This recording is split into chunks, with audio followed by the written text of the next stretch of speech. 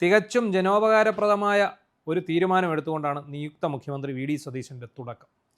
വാഹനവ്യൂഹം വെട്ടിക്കുറച്ച് റോഡുകളിൽ ആളുകളെ ബ്ലോക്ക് ചെയ്ത് തുടങ്ങിയ എന്തുകൊണ്ടും ജനത്തിന് ഇഷ്ടപ്പെടുന്ന കുറേ പ്രഖ്യാപനങ്ങളാണ് തുടക്കത്തിൽ തന്നെ അദ്ദേഹം നടത്തിയിരിക്കുന്നത്. ഇപ്പം പലരും പറയുമായിരിക്കാം, നമ്മൾ പുത്തനച്ചി പുരപ്പുറം തൂക്കുമെന്നൊരു പ്രയോഗം പോലെ ഇതെല്ലാം തുടക്കത്തിലെ ഒരു പ്രഹസനമാണ് എന്ന് പറഞ്ഞ് വിമർശിക്കപ്പെടുമായിരിക്കാം. എങ്കിലും അദ്ദേഹം നിലവിൽ ഇപ്പോൾ എടുത്തിരിക്കുന്ന ഈ ഒരു തീരുമാനം എന്തുകൊണ്ടും ജനത്തിന് ഇഷ്ടപ്പെടുന്ന വളരെ മികച്ച തീരുമാനം എന്ന് തന്നെ പറയണം. കാരണം നമുക്കറിയാം, പിണറായി സർക്കാരിൻ്റെ കാലത്ത് ജനം അനുഭവിച്ച ദുരിതം എന്താണെന്നുള്ളത്.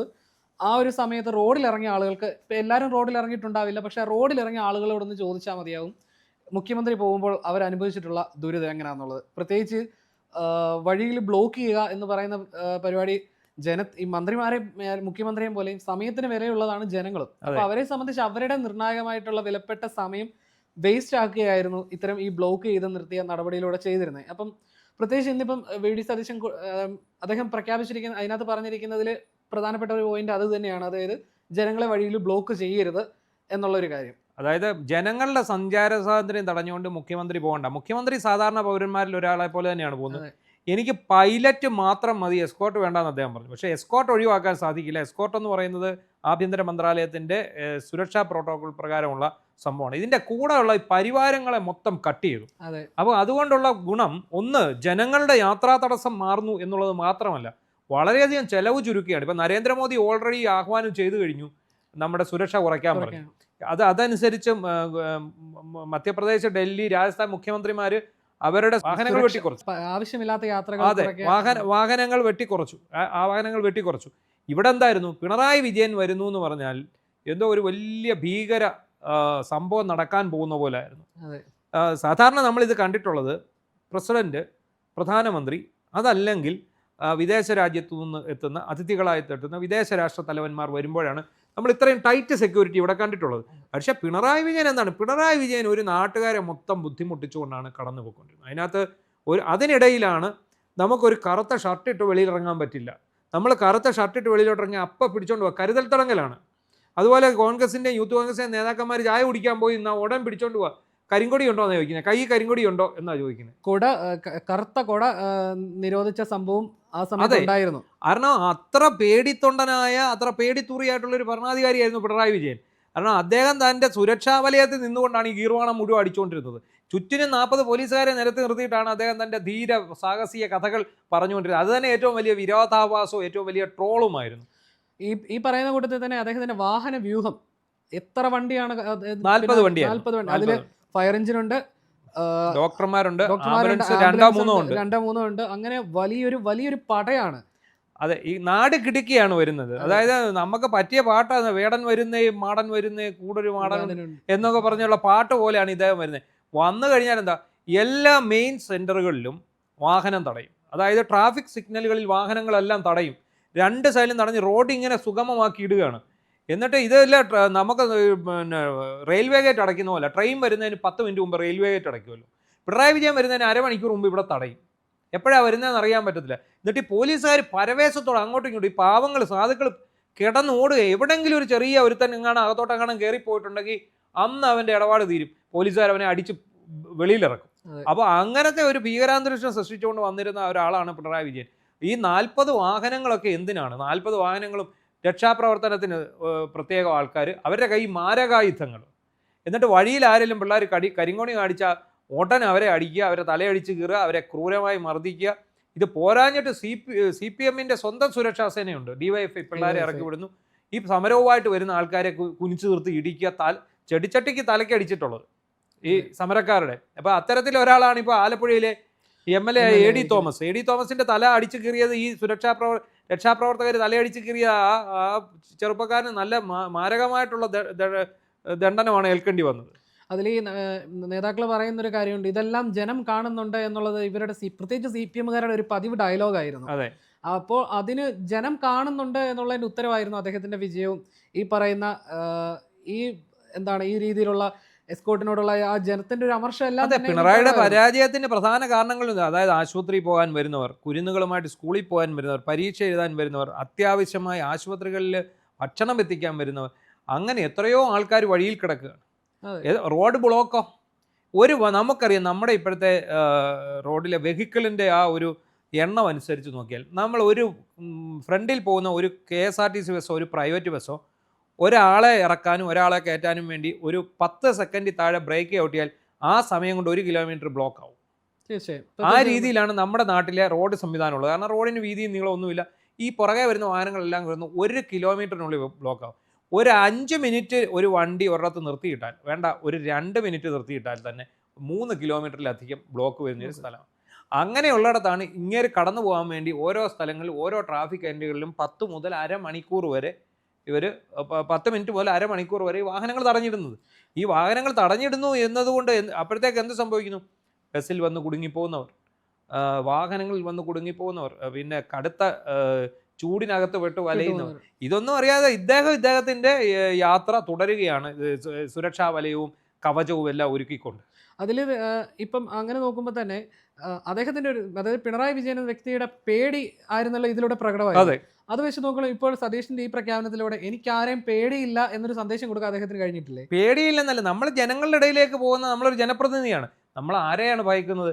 ഇനിയും എതിർപക്ഷം വന്നിട്ട് ഒരു കരിങ്കൊടി കാണിക്കുക, അത് അവരുടെ പ്രതിഷേധ മാർഗമല്ലേ. അതിന് ഒരു കരിങ്കൊടി നമ്മൾ കണ്ടു എന്ന് കരുതി നമുക്കത് വലിയ മാനക്കേടോ നാണക്കേടോ അല്ല എന്നുണ്ട്. പിന്നെ നിങ്ങളുടെ ഭരണം ശരിയല്ല എന്നുള്ള ഒരു മുന്നറിയിപ്പാണ് ഈ കരിങ്കൊടി പ്രകടനത്തിലൂടെ കാണിക്കുന്നത്. അപ്പം നമ്മുടെ ഭാഗത്ത് തെറ്റുണ്ടോ എന്ന് നമ്മൾ പുനർവിചിന്തനം നടത്തണം. അതാണ് ചെയ്യേണ്ടത്. അത് ചെയ്യേണ്ടതിന് പകരം കരിങ്കൊടി വീശാതെ പ്രതിഷേധങ്ങളെ അടിച്ചമർത്തുക. എന്താ ഫാസിസം? ഇതാണ് ഫാസിസം. ഇവർ പറയുന്ന ഫാസിസം അല്ല യഥാർത്ഥ ഫാസിസം, ഇവർ കാണിക്കുന്നതാണ് യഥാർത്ഥ ഫാസിസം. മനസ്സിലായില്ലേ? അപ്പോൾ ഈ പിണറായി വിജയന് ഭയന്ന് അദ്ദേഹം ഇനി എങ്ങനെ അദ്ദേഹം പുറത്തിറങ്ങുമെന്നുള്ളതാണ് ഇപ്പോഴത്തെ ഏറ്റവും വലിയ പ്രശ്നം. ഇത്രയും നാൾ ഈ സുരക്ഷാ വലയത്തിൽ ഒരു പേടിയില്ലാതെ സർവ്വശക്തനെ പോലെ നടന്ന ഒരാൾ. ഇതിപ്പോൾ ട്രോളുകളായി വരുന്ന ഒരു വാചകം ഉണ്ടായിരുന്നു, അതായത് സതീശൻ ഇങ്ങനെ ഒരു തീരുമാനം എടുത്തപ്പോൾ എന്നാൽ പകരം അത് പ്രതിപക്ഷ നേതാവിന് കൊടുക്കുവോ, അത് ഇത് ശീലമായി പോയി എന്ന് പറഞ്ഞു ചോദിക്കും. ഇനിയും വെളിയിലിറങ്ങുമ്പോൾ ഈ കരിങ്കൊടി പ്രകടനം ഇദ്ദേഹം കാണുമല്ലോ. ഇപ്പൊ പ്രതിപക്ഷ നേതാവായിട്ട് അദ്ദേഹം ഇരിക്കുന്ന സമയത്ത് ഭരണപക്ഷത്ത് മുഖ്യമന്ത്രിയെ കരിങ്കൊടി കാണിക്കുമല്ലോ. എത്രയിടത്ത് പോലീസുകാർ തല്ലുമെന്ന് നമുക്ക് നോക്കണം. എത്രയിടത്ത് അവർക്ക് രക്ഷാപ്രവർത്തനം നേരിടേണ്ടി വരുമെന്ന് നോക്കണം. എത്രയിടത്ത് യൂത്ത് കോൺഗ്രസ്സുകാർ ഇറങ്ങി UIFIക്കാരെ അടിക്കുന്ന അവസ്ഥ വരുമെന്ന് നോക്കണം. അങ്ങനെ ഒരു സംഭവം ഇവിടെ ഉണ്ടാവില്ല. പിന്നെ എന്തിനാണ് ഈ പറയുന്ന VD സതീശൻ നേരിട്ട് ഇറങ്ങി നിൽക്കുകയാണ്. എന്താ നിങ്ങൾക്ക് പറയാനുള്ളത് പറഞ്ഞോളൂ, നിങ്ങൾ ചെയ്യാനുള്ളത് ചെയ്തോളൂ, നിങ്ങളെ കാണിക്കാനുള്ള പ്രതിഷ്ഠ കാണിച്ചു. അദ്ദേഹം മുന്നിട്ടിറങ്ങും. അതിനുള്ള ധൈര്യമുണ്ട്, അദ്ദേഹത്തിന് ചങ്കൂറ്റമുണ്ട്. ഞാൻ പറഞ്ഞു, നമ്മൾ രാവിലെ നടത്തിയ ചർച്ചയിൽ നമ്മൾ പറഞ്ഞു, പിണറായി വിജയൻ ഉത്തരം പറയാൻ അറിയില്ലായിരുന്നു. അതായിരുന്നു പിണറായി വിജയൻ്റെ പ്രശ്നം.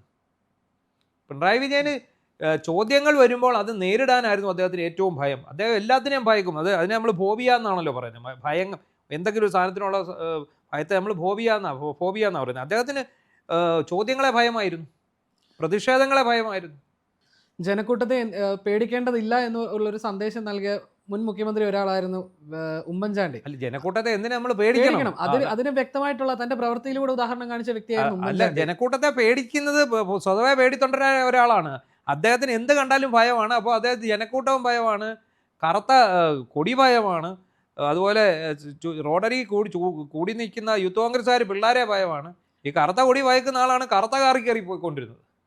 ഇതിനകത്ത് ഏറ്റവും രസകരം എന്ന് പറയുന്നത് നവകേരള സദസ്സ് ജനങ്ങളിലേക്ക് കൂടുതൽ അടുക്കുന്നു പ്രഹസനമായിട്ട് നടത്തിയതാണ്. അന്നാണ് ജനം റോഡിലിറങ്ങിയ ജനം ഏറ്റവും കൂടുതൽ ദുരിതം അനുഭവിച്ച ഒരു കാലം ഒരുപക്ഷെ ആ നവകേരള സദസ്സുമായിട്ട് ബന്ധപ്പെട്ട സമയത്തായിരിക്കണം. കാരണം ഞാൻ ഉൾപ്പെടെയും എനിക്ക് ജോലിക്ക് പോകുന്ന സാഹചര്യങ്ങൾ നമ്മൾ വളഞ്ഞു ചുറ്റി, ഇവിടെ എല്ലാവരും തൃശ്ശൂരായിരുന്ന സമയങ്ങളിലൊക്കെയും നമ്മൾ സ്ഥിരം പൊക്കോണ്ടിരിക്കുന്ന വഴിയിൽ ഒരു ദിവസം ഇതുപോലെ മുഖ്യമന്ത്രി വരുന്നു എന്ന് പറഞ്ഞ് വഴി തടഞ്ഞു. പിന്നെ നമുക്ക് ചുറ്റിക്കറങ്ങി പോകേണ്ടതായിട്ടുള്ള ഒരു അവസ്ഥ വന്ന ഒരു സമയം ഉണ്ടായിരുന്നു. ഇതുപോലെ 100,000 ആളുകൾ ഇതേ അനുഭവങ്ങളുള്ളവരുണ്ട്. ഈ LDFന് ഇത്രയും വലിയ ഒരു പതനം സമ്മാനിച്ചതിന്റെ അടിത്തറയിട്ട പരിപാടിയാണ് ഈ നവകേരള യാത്ര. ഈ നവകേരള യാത്ര കാരണമാണ് ജനം സർക്കാരിൽ നിന്നും പിണറായി വിജയനിൽ നിന്നും അകന്നതും പിണറായി വിജയനെയും മറ്റു മന്ത്രിമാരെയും ഇത്രയേറെ വെറുക്കാനിടയാക്കിയത്. ജനങ്ങളിൽ നിന്ന് ജനങ്ങളോട് സംവദിക്കാൻ വരുന്ന ഒരാൾക്കാർ ആ പരാതി പറയാൻ വരുന്ന അല്ലെ പ്രതിഷേധിക്കാൻ വരുന്ന ജനങ്ങളെ അടിച്ചമർത്തിയിട്ട് ഞങ്ങൾ ജനക്ഷേമത്തിന് വന്നതാണെന്ന് പറഞ്ഞ് കുറേ സമൂഹത്തിലെ മാന്യന്മാരെ വിളിച്ചിരുത്തി ചായയും കാപ്പിയും അണ്ടിപ്പരിപ്പും തീറ്റിക്കലായിരുന്നു പ്രധാന പരിപാടി. അവിടെ എല്ലാവരും എന്താ ചെയ്യുന്നത്? അവിടെ വരുന്ന ആൾക്കാർ എന്തെങ്കിലും യാഥാർത്ഥ്യമായിട്ട് ഇവരോട് പറയും. പിണറായി വിജയനോട് സ്തുതി പാടാൻ വേണ്ടി മാത്രം കുറേ ആൾക്കാരെ വിളിച്ചിരുത്തിയതല്ലേ? ആരെങ്കിലും ഇയാളുടെ മുഖത്ത് നോക്കി ചോദിച്ചിട്ടുണ്ടോ നിങ്ങൾ കാണിക്കുന്നത് ശരിയല്ലെന്ന് പറഞ്ഞിട്ടുണ്ടോ? പറഞ്ഞാൽ അപ്പം തൂക്കിയെടുത്ത് അകത്തിടും. അവിടെയാണ് ഫാസിസം എന്ന് പറയുന്നത്. സ്റ്റാലിനിസം എന്ന് പറയുന്നത് ഇതാണ്. സ്റ്റാലിനിസം മാറി ഇപ്പോൾ പിണറായിസം ആയെന്നേ ഉള്ളൂ. അപ്പോൾ എന്താണെങ്കിലും ഇപ്പം വി ഡി സതീശൻ മുഖ്യമന്ത്രി എന്നുള്ള നിലയിൽ അദ്ദേഹം സ്വീകരിച്ചത് എനിക്ക് പൈലറ്റും എസ്കോർട്ടും അദ്ദേഹത്തിന്റെ മുൻപ് നമുക്ക് ഈ പറയുന്ന കൂട്ടത്തിൽ തന്നെ മുൻപൊരിക്കൽ അദ്ദേഹം നടത്തിയിരുന്ന മറ്റൊരു ശ്രദ്ധിക്കപ്പെട്ട അദ്ദേഹത്തിന്റെ ഒരു പരാമർശം ഉണ്ടായിരുന്നു. കോവിഡ് കാലയളവിൽ അന്നത്തെ ഇതേ സർക്കാർ, പിണറായി സർക്കാർ തന്നെ ഏർപ്പെടുത്തിയിരുന്ന കുറെ കടുത്ത നിയന്ത്രണങ്ങൾ ഉണ്ടായിരുന്നു. അതായത് നമ്മൾ എന്തെങ്കിലും സാധനം മേടിക്കാൻ പോയാലും അതായത് ഇത്ര രൂപയുടെ പിഴിയുമായിരുന്നു, അപ്പൊ പെറ്റി അടിച്ച് പിഴിയുമായിരുന്നു. അതുകൂടാതെ വലിയ ടെസ്റ്റുകൾ, അന്നത്തെ പല ടെസ്റ്റുകൾക്ക് നല്ല എമൗണ്ട് ആയിരുന്നല്ലോ, അത് നടത്തി സർട്ടിഫിക്കറ്റ് ഉണ്ടെങ്കിൽ മാത്രമേ നമുക്ക് കടയിലൊക്കെ പോകാൻ കഴിയുള്ളൂ. കടയിലല്ല, നമ്മൾ ഒരു ജില്ല വിട്ട് അടുത്ത ജില്ല വരെ പോകാൻ ഇത് വേണമായിരുന്നു. അപ്പോൾ അന്ന് അത് വി ഡി സതീശൻ നടത്തിയ ഒരു പ്രതികരണം ഉണ്ടായിരുന്നു. 100 രൂപയുടെ അരി വാങ്ങാൻ പുറത്തിറങ്ങുന്ന ഒരാൾ 300 രൂപയുടെ ടെസ്റ്റ് നടത്തി ഇറങ്ങണമെന്ന് പറഞ്ഞത് എത്രമാത്രം വിചിത്രമാണെന്ന് പറഞ്ഞ് അന്ന് ഗവൺമെന്റിനെ പരിഹസിച്ചു. അദ്ദേഹത്തിന്റെ ആ വാക്ക് എന്ന് പറയുന്നത് സാധാരണക്കാർ പറയാൻ ആഗ്രഹിച്ച ഒരു വാക്കായിരുന്നു. അതത് അങ്ങനെ ഒരു നേതാവിൽ നിന്ന് കേട്ടപ്പോഴത്തേക്കും ജനം ശ്രദ്ധിച്ചു, ജനം ഇഷ്ടപ്പെട്ടു. അദ്ദേഹത്തെ ഇഷ്ടപ്പെട്ട എന്തുകൊണ്ടാണ് പിണറായി വിജയനിൽ ഒരു രക്ഷകനെ, ഒരു പിന്നെ നമുക്കൊരു നല്ല ഭരണാധികാരിയെ കണ്ടെത്താൻ ജനത്തിന് കഴിഞ്ഞില്ല. അവരെന്ത് ചെയ്തു? അവർ സതീശൻ എന്ന് പറയുന്ന വ്യക്തി, അദ്ദേഹത്തിന്റെ പ്രവർത്തനങ്ങൾ, അദ്ദേഹത്തിന്റെ പ്രസംഗങ്ങൾ, അദ്ദേഹത്തിന്റെ പ്രസ്താവനകൾ അവരെ ഉള്ളിലേക്ക് ഇറങ്ങിച്ചെന്നു. മാത്രമല്ല സതീശൻ എന്തോ കേസെടുത്തപ്പോഴത്തേക്ക് സതീശൻ പറഞ്ഞില്ലേ പേടിച്ചു പോയെന്ന് പറഞ്ഞേക്കാൻ പറഞ്ഞു. പേടിച്ചു പോയെന്ന് പറഞ്ഞേക്കാൻ പറഞ്ഞു. എന്താണ് ഇതിനെല്ലാം ഒരു പുഞ്ചിരിയോടെ കാണുന്ന ആളാണ് അദ്ദേഹം. ഇപ്പോൾ പറഞ്ഞത് എനിക്ക് പൈലറ്റ് മാത്രം മതി, എസ്കോർട്ട് വേണ്ട എന്നാണ്. എസ്കോർട്ട് പക്ഷേ പോലീസിന് അനുവദിക്കാതിരിക്കാൻ പറ്റത്തില്ല, പോലീസിന്റെ സുരക്ഷാ മാനുവലിൽ ഉള്ള കാര്യമായതുകൊണ്ട് അത് ചെയ്തേ പറ്റത്തുള്ളൂ. എന്താണെങ്കിലും ഒരു നല്ലൊരു കീഴ്വഴക്കമാണ് അത്. ഈ പിണറായി വിജയൻ അല്ലാതെ ഏത് മുഖ്യമന്ത്രിയാണേലും ഈ എസ്കോർട്ടും പൈലറ്റും ഒന്നും നിൽക്കുകയല്ല. ഇദ്ദേഹത്തിന് പേടിയായതുകൊണ്ടാണ്. ആ പേടിച്ച് ജനങ്ങളെ പേടിച്ച് രാജ്യം ഭരിക്കുന്ന ഒരു മുഖ്യമന്ത്രിയായിരുന്നു. അത് ഏതായാലും ഇല്ലാതായി. ജനങ്ങളുടെ ഒപ്പം നിൽക്കുന്ന ഒരു മുഖ്യമന്ത്രിയാണ് നിലവിലെത്തിയിരിക്കുന്നത്.